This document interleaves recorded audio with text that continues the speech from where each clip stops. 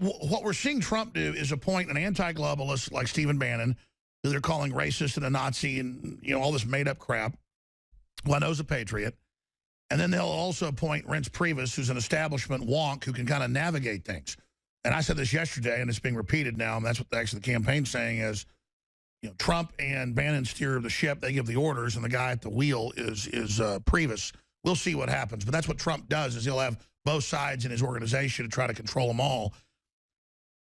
Giuliani's got his big issues, his stop and frisk, all that, big problems with him. But he was instrumental in a lot of the stuff that came out that actually helped bring down Hillary. I get what Trump's doing, rewarding people that helped him. But John Bolton, as Rand Paul has warned in an article on Infowars.com, don't appoint pro-war Bolton Secretary of State. Bolton is a true piece of work. You've got all this detente. You've got Russia and the United States coming towards each other when there's no reason to be fighting. And Bolton is somebody that has been on Fox News every time I turn around, basically as hawkish as Hillary. So I hate to say lesser of two evils. I mean, can't we have, you know, they're talking about Secretary of State. I mean, I get that's not military, but it's still important.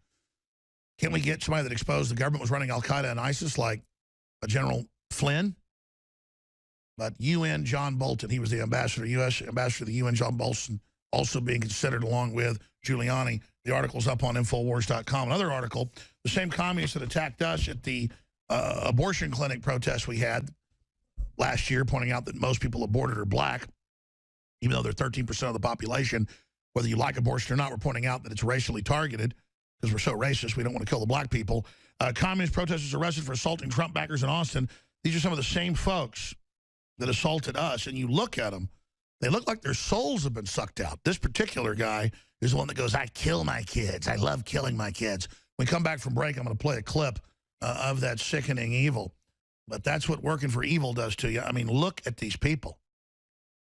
And they had folks, though, driving around in brand new Jaguars and Mercedes, dropping them off, that would drive by them and wave cash in the air. I mean, these are just soulless people, in my opinion. Anthony Freda, I want to thank you for all the time. I want to spend the last few minutes with you. I don't know if you want to get into it. It was the most important part of the interview, but I don't know if you want to go there, about what type of stuff you saw behind the scenes with, you know, artists and people, what they were saying about Trump, the false flag stuff you told me about.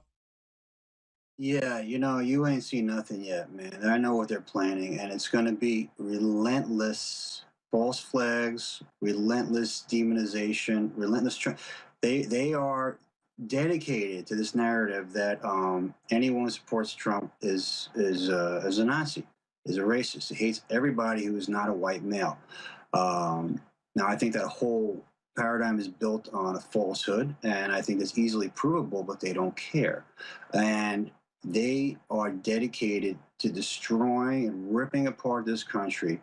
And it's not just, you know, the Soros guys busting, it's real people. They're victims, you know, and I think we have to reach out to them. Listen, I'm a middle of the road guy. I'm not partisan. I'm like Gerald, you know, political atheist. But what's going on here is racial warfare. And what you predicted 10 years ago, I've listened to you a long time. And I'll never forget, you said, like, you know, if this keeps going, there's going to be like a race war on the street. And everybody laughed at you. Like, it's the most absurd notion you could possibly imagine in America. Well, we're about this close to that actually happening. So you're always prescient. You see trends and you see where they can lead to. And 9 out of 10 times, you're right. Well, Anthony, I appreciate that, but really it's not me. It's history. It does repeat. It does rhyme. Let's do 5 more minutes. I know you have to go, AnthonyFreda.com. I want to come back, because I forgot to get to this, and get more into what you can tell us behind the scenes with top artists and what they're planning, false flags against Trump. Again, that's setups, folks. That's frame-up. Planes, I'm not leaving the country. It was all a joke. You're dumb. But look at this quote she says of Donald Trump, and they put it up, and it's him talking about how dumb conservatives are, how he's not a conservative, how he hates his constituents, from supposedly 20 years ago. We'll put it back on screen. It's a fake news article, trimmed out of the newspaper, yellowed paper, meant to deceive you. That's a false flag, folks. And that's what Anthony Freda, over a year ago, started contacting us with intel. Watch out for this, watch out for that. They're going to plant racist stuff on you on the web, on the street. And then we saw it happen.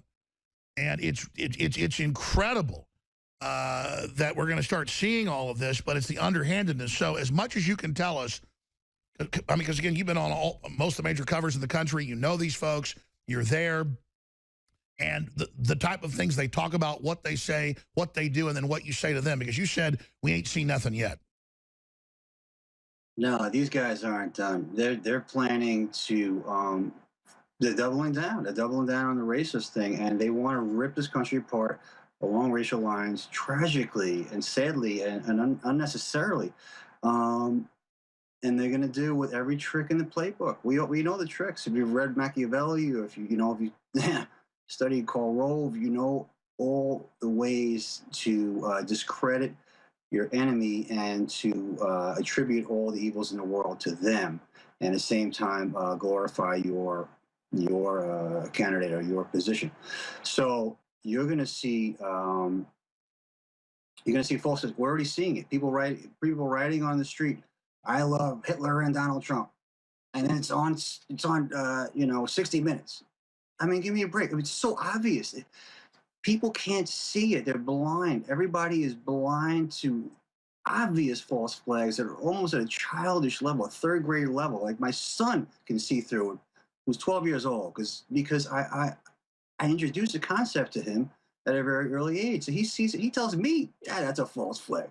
It's like it's about education. But people want to believe things that they're already prejudiced to believe, and they want to discard things that don't, reinforce And that. by the way, almost all of the swastikas on the campuses and all this has turned out are fake, done by people just for more attention. Absolutely, it's fake. It's so obvious, it's so patently fake to me. I mean, just look at it. It's like, yeah, I'm gonna draw a swastika. And I love Donald Trump, and I want to, But here's another thing that gets me crazy about this whole anti-Semite, and he's the Ku Klux Klan thing. It's like his daughter and his grandchildren are Orthodox Jews. Okay, he wants to kill them, put them in concentration camps. I have friends of mine who are Mexican Americans, good people, smart people. They think he's going to deport all Americans, and they're promoting that idea.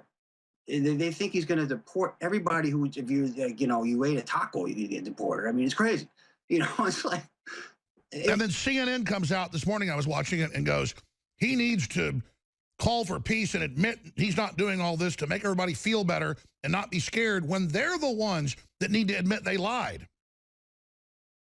Yeah, it's really, listen, if I can give the best piece of advice I give to this, I gotta say, I'm an objective person. I'm trying to look at this objectively, but okay, they're calling the Trump supporters racist and deplorable. Hillary broke the cardinal rule of politics. You can attack your opponent, but don't attack his supporters, because if you win, that's your constituency. You just and guess what? You're not going to win because you just alienated all of them. They're never going to come to your side. So I really think that's where Hillary blew it, despite the fact that she's a lying, warmongering, corrupt, horrible human being. The fact that she attacked Trump supporters and not just Trump was incredibly damaging. It showed her arrogance, Anthony, and I agree with you.